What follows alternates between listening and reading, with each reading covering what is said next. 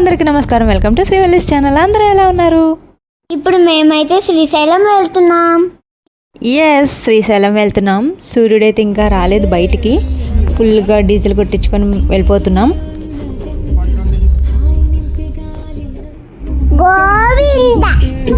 ఇదైతే గోకుల తిరుమల పారిజాతగిరి. ఆకాశం చాలా బాగుందమ్మా. సూర్యుడైతే మబ్బులోనే ఉన్నాడు. ఆ సూర్యకిరణాలు అలాగా పడుతుంటే ఆకాశం అయితే చూడడానికి చాలా చాలా బాగుంది.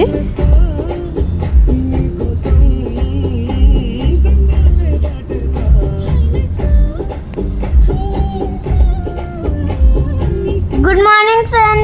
సూర్యుడు వచ్చేసాడు. టిఫిన్స్కి అయితే ఆగాము. ఇదైతే కలపరు టోల్ ప్లాజా దగ్గర ఉంది రిలాక్స్ ఫుడ్ కోర్ట్. వీళ్ళైతే కాసేపు రిలాక్స్ అవుతున్నారు. ఫుడ్ కోర్ట్ అయితే బాగుంది. బయట అంతా చాలా నీట్గా కూడా చాలా చాలా బాగుంది. బయట రోడ్డు పక్కనే ఉందన్నమాట ఈ రిలాక్స్ ఫుడ్ కోర్టు. లోపల ఎలాగుందో చూద్దాం. సోమవారం కదా, శివుడి పాటలు వస్తున్నాయి.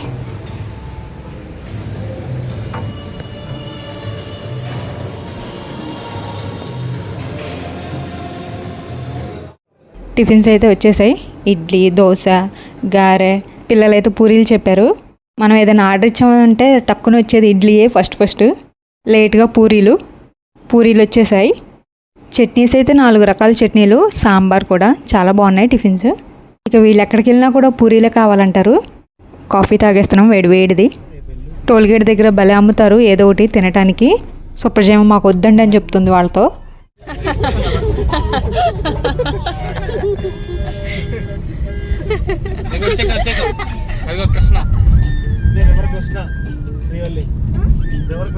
విజయవాడ వచ్చాము. కనకదుర్గమ్మ వారి గుడి కనపడుతుంది కొండ మీద.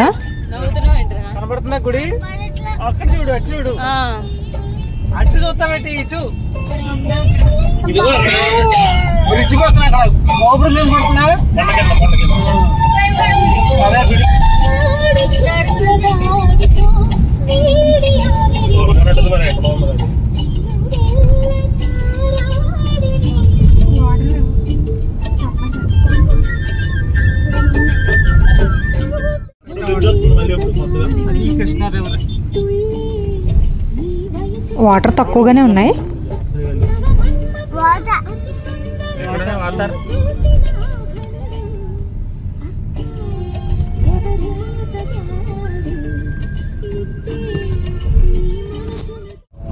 ఆంజనేయ స్వామి విగ్రహం.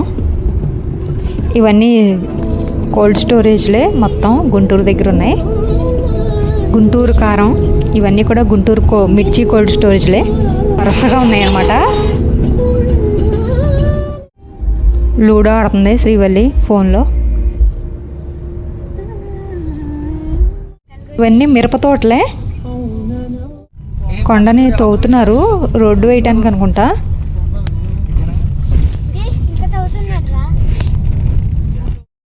ఆల్మోస్ట్ దగ్గరికి వచ్చేసాం శ్రీశైలం.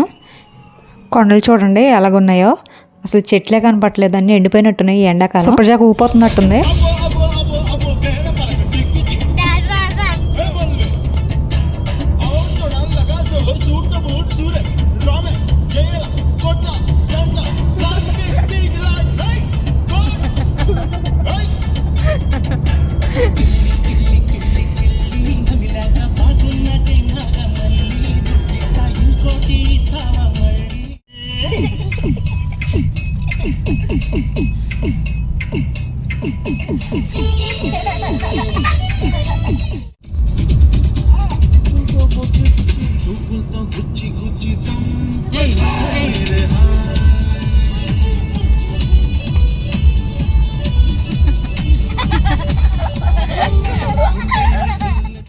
భోజనం చేయడానికి అయితే ఆగాము hotel హర్విల్లు.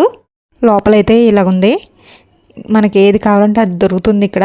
Meals, veg, non veg, fried rises అన్నీ కూడా ఉన్నాయన్నమాట ఇక్కడ. టిఫిన్స్ కూడా అన్నీ ఉన్నాయన్నమాట ఇక్కడ. కింద కూర్చొని తింటా కూడా ఉంది లోపల. మేమైతే ఇక్కడ కూర్చుంటున్నాం బయటే. పైన అంతా భలే డెకరేట్ చేశారు. ఫుడ్ బాగానే ఉంది. జ్యూస్ కూడా ఉంది ఇక్కడ. మేమైతే ఇక బనానా జ్యూస్ తాగుతున్నాం. ఇంకా పైకి వెళ్ళేసరికి ఫుడ్ లేట్ అయిపోద్దని ఇక్కడే తినేసాం.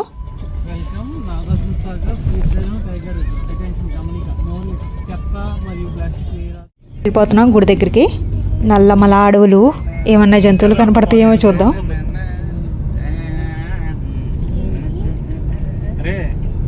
అదే అంటుంది, నేను జూ పార్క్ తీసుకెళ్తారు లేదంట. జూ పార్క్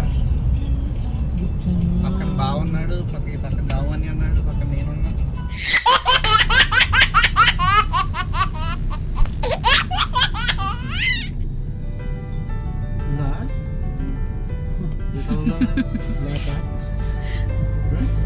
పింక్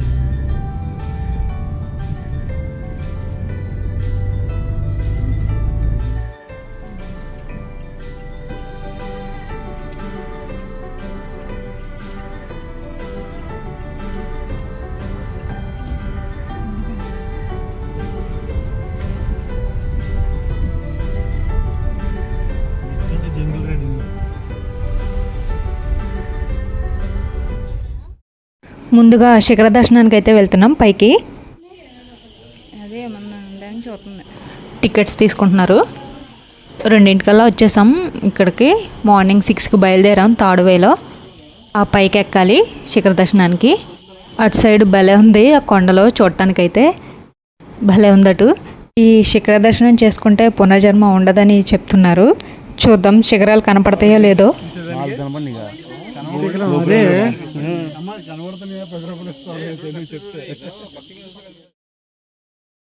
మా వాళ్ళకి కనపడ్డాయి అంట, నేను చూస్తున్నాను ఇప్పుడు. చాలా బాగా కనపడుతుంది. 4 గోపురాలు కూడా. ఇప్పుడు నంది కొమ్ముల మధ్యలో చూస్తున్నాం వరుసగా అందరం కూడా. శిఖర దర్శనం అయితే అయిపోయింది. కిందకు వచ్చేసాం. ఇక్కడైతే శిఖరేశ్వరుడు ఉన్నాడు, ఈశ్వరుడు. ఆకాశమే ఆకారమై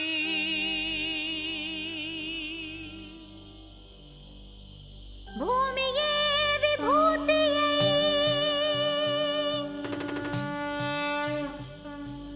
అగ్నియే త్రినేత్రమై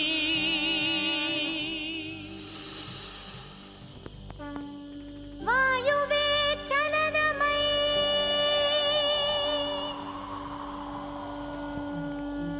జలమే జగమేలు మందహాసం జ్యోతిర్లింగాలు, అష్టదశ శక్తిపీఠాల గురించి రాస్తుంది ఇది. ఇక్కడైతే షాపులు కూడా ఉన్నాయి. ఇక్కడ తింటాకి తాగటాకి అయితే లోటు ఉండదు. కిందకి వెళ్దామంటే కోతి మంచినీళ్ళు తాగుతుంది. అది వెళ్ళాక దిగుదామని చూస్తున్నాం అందరం కూడా. తాగేసి పక్కకు తప్పుకుంది. వెళ్తున్నాం కిందకి. హాయ్ కోతి, హాయ్ చెప్తున్నాను. దానికి గీరిందండి ఇంకేంలా. శిఖర దర్శనం అయితే అయిపోయింది, వెళ్ళిపోతున్నాం. నెక్స్ట్ అయితే సాక్షి గణపతి దేవాలయానికి వెళ్ళాలి. శ్రీశైల శిఖర దర్శనం చేసుకుంటే పునర్జన్మ ఉండదని రాసింది. నంది విగ్రహం ఉంది ఇక్కడ. శ్రీశైల శిఖరం దృష్ట్యా పునర్జన్మన విద్యతే. ఓకేనా?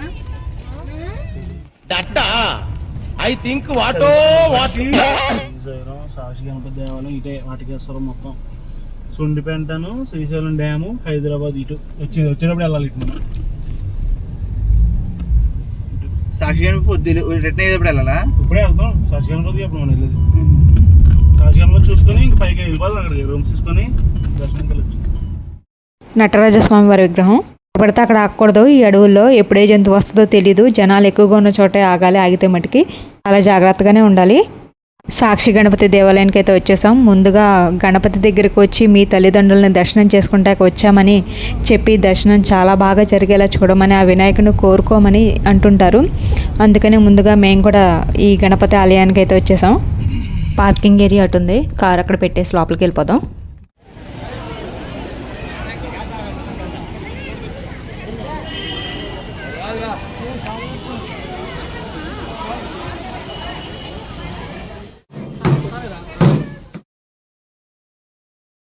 టికెట్స్ ఉన్నాయి ఇక్కడ.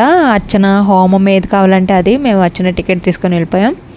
ఇక వినాయకుడి ముందు కూర్చోబెట్టి అందరి గోత్రనామాలు చదివేసి ఆశీర్వదిస్తారు పంతులు గారు. గణపతి ముందు గుంజీలు తీస్తున్నారు. వినాయకుడి విగ్రహం అయితే చాలా అందంగా ఉంది.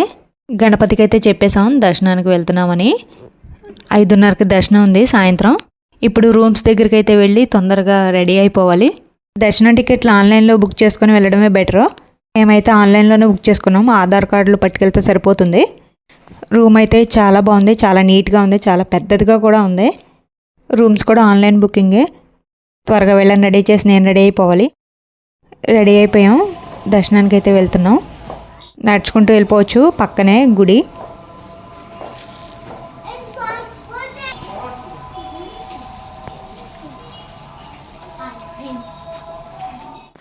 నామాలు పెట్టించుకుంటున్నారు, శివనామాలు.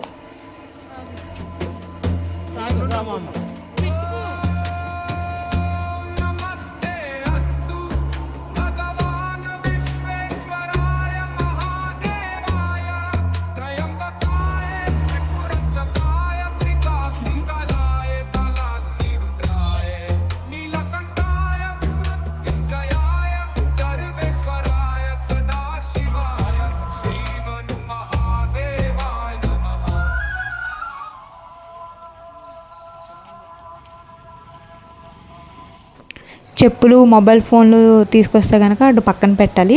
అటు పక్కన టికెట్ కౌంటర్స్ ఉన్నాయి. ఇక మొబైల్స్ ఇక్కడ పెట్టేసి దర్శనానికి అయితే వెళ్ళిపోతున్నాం. మల్లికార్జున స్వామివారిని, భ్రమరాంబిక దేవిని దర్శనం చేసుకొని వస్తాం. శివశక్తుల దర్శనం అయితే చాలా బాగా జరిగింది. అది సోమవారం రోజు ఎక్కడ ఆగకుండా చాలా బాగా జరిగింది.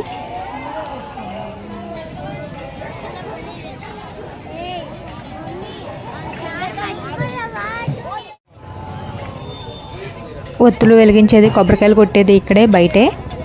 ఒత్తులు అయితే వెలిగించేసాం అందరం కూడా.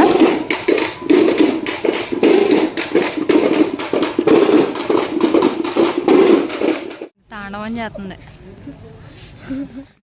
ఇవన్నీ కూడా షాపులు.